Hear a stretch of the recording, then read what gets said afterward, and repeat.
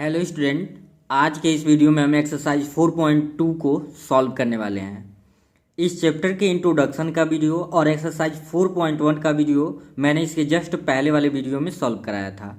यदि अभी तक आपने वो वीडियो नहीं देखा है तो उस वीडियो को चैनल के प्लेलिस्ट या डिस्क्रिप्शन में दिए गए लिंक की सहायता से देख सकते हैं। तो चलिए आज का वीडियो शुरू करते हैं।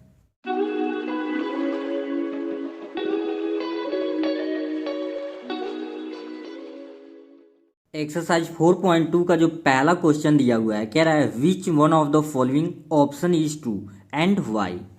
Y is equal to 3x plus 5 has a unique solution, only 2 solution, और थर्ड दिया है इनफाइनाइटली मेनी सॉल्यूशन। तो इस क्वेश्चन का होगा थर्ड ऑप्शन सही। क्या होगा? इनफाइनाइटली मेनी सॉल्यूशन, क्योंकि आपको इंट्रोडक्शन के वीडियो में बताया गया था कि कोई भी पेयर ऑफ लीनियर इक्वेशन है तो उसको इनफाइनाइट मेनी सॉल्यूशन होंगे। कैसे होंगे? यहाँ पे सपोज करिए एक्स की वैल्यू 1 रखेंगे तो 3 1 जा 3, 5 3 क्या हो गया 8, वाई का एक वैल्यू आ गया 8। सपोज करिए एक्स की वैल्यू 0 लीजिए तो 3 में 0 का मल्टीप्लाई करेंगे 0 तो वाई की वैल्यू क्या आ गया 5। यानी एक्स की वैल्यू बदलते जाइए, वाई का अलग अलग वैल्यू मिलता जाएगा। तो याद कर लेंगे किसी भी लीनियर इक्वेशन इन 2 वेरिएबल का इनफाइनाइटली मेनी सॉल्यूशन, यानी इसमें ऑप्शन नंबर 3 आपका क्या हो जाएगा? सही हो जाएगा।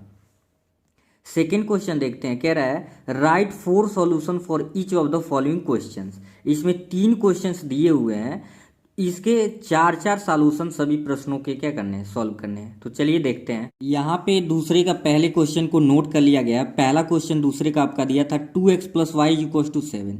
एक चीज ध्यान देंगे, pair of linear equation in 2 variable में किसी भी क्वेश्चन के इनफाइनाइटली मेनी सॉल्यूशन हो सकते हैं, यानी कि वो डिपेंड करता है कि आप x की वैल्यू क्या ले रहे हैं तो y की वैल्यू क्या मिलेगा। तो इसमें आंसर से कोई दिक्कत नहीं है, आप जो चाहें स्वतंत्र हैं, x की वैल्यू कोई भी रख के आप y की वैल्यू फाइंड कर सकते हैं। तो x में जो भी वैल्यू रखेंगे y का वैल्यू मिलेगा, वही दोनों मिलकर इस क्वेश्चन का क्या होगा? सॉल्यूशन। देखते हैं। यहाँ पे पुट करिए, पहले put x is equal to कहाँ से स्टार्ट करिए? 0 से।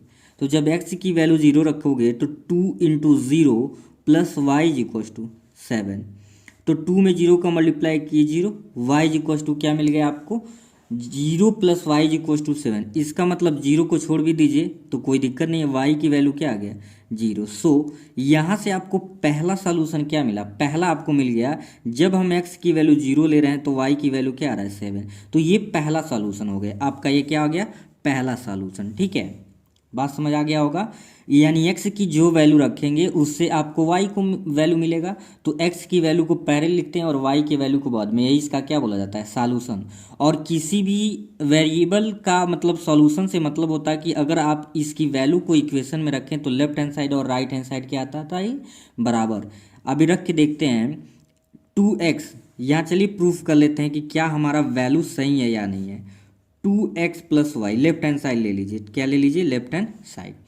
तो यहाँ पे x की वैल्यू 0 फाइंड की है और y की वैल्यू 7 है, तो 2 में 0 का करेंगे मल्टीप्लाई 0 इंटू 7, तो क्या आ गया? 7। यानी कि किसी भी लीनियर इक्वेशन का सॉल्यूशन से मतलब है कि उसमें रखने पे लेफ्ट हैंड साइड और राइट हैंड साइड क्या आना चाहिए? बराबर। इसी प्रकार से हम क्या पुट करते हैं? फिर पुट कर देंगे x इज इक्वल टू 1। आप चाहो तो y की वैल्यू रखो तो x की वैल्यू निकलेगा, कोई दिक्कत नहीं है। लेकिन हाँ, एक वैल्यू रखेंगे तो दूसरा वैल्यू आपको मिलेगा।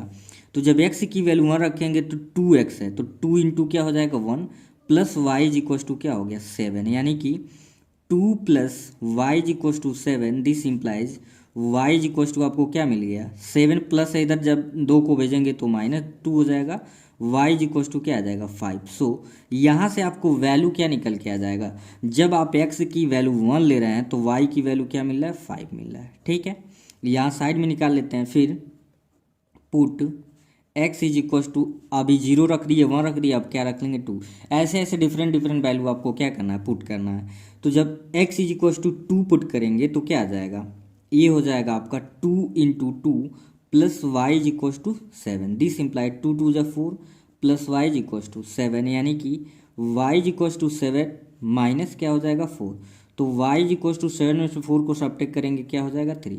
तो ये भी आ गया। सो यहाँ से आप लिख सकते हैं जब आप वैल्यू 2 ले रहे हैं x की तो ये कितना आ जा रहा है? 3। इसी प्रकार से एक वैल्यू रख के और सॉल्व कर लेना। हम चलेंगे अब नेक्स्ट क्वेश्चन पे। दूसरे का दूसरा पार्ट आपका दिया हुआ है pi x plus y is equal to 9।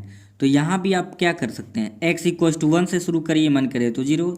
चलिए यहाँ से हम स्टार्ट करते हैं, एक्स की वैल्यू 1 से रखना। तो पाई एक्स का मतलब पाई गुणे एक्स है, पाई इंटू क्या है एक्स, तो pi into 1 plus y is equal to 9। तो पाई में 1 का मल्टीप्लाई करेंगे तो पाई होगा pi plus y equal to 9। This implies y की वैल्यू क्या आ गया 9, प्लस है उधर ट्रांसफर करेंगे पाई को तो क्या आ गया माइनस। सो यहाँ से आप लिख सकते हो जब हम x की वैल्यू 1 ले रहे हैं तो y की वैल्यू क्या आ रहा है 9 माइनस पाई, तो ये इसका क्या हो जाएगा सॉल्यूशन होगा। ये पहला सॉल्यूशन आया। फिर इसी प्रकार से अब क्या पुट कर दो x इज इक्वल टू 2। क्या पुट कर दिया जाए, x इज इक्वल टू 2। तो जब पुट करेंगे तो पाई x मतलब pi into 2 plus y is equal to क्या आ जाएगा 9, यानी कि 2 में पाई का मल्टीप्लाई करोगे तो 2 pi plus y is equal to क्या हो गया 9, यानी कि y is equal to 9 plus इधर ट्रांसफर करेंगे तो क्या आ जाएगा 2 पाई।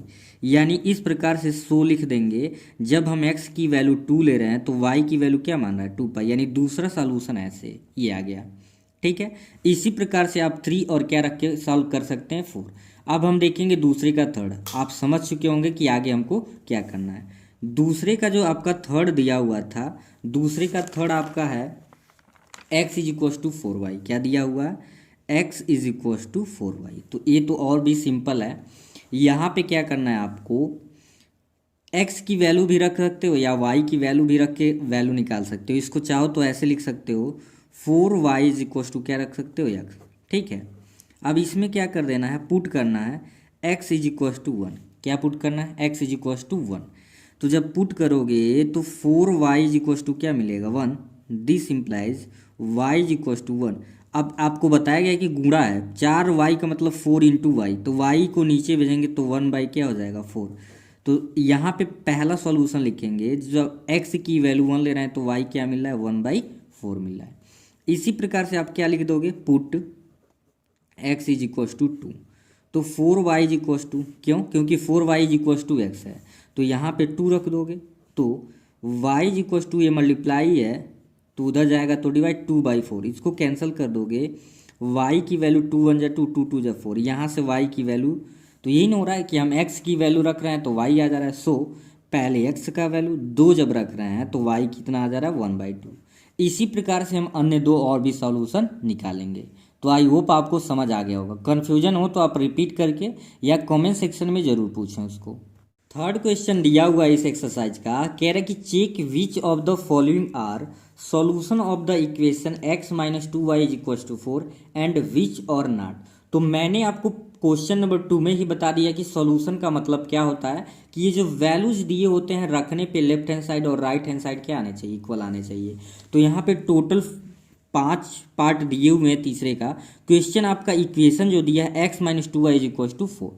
तो करना क्या है, पहला वैल्यू किसका होता है x का और दूसरा वैल्यू क्या होता है y का।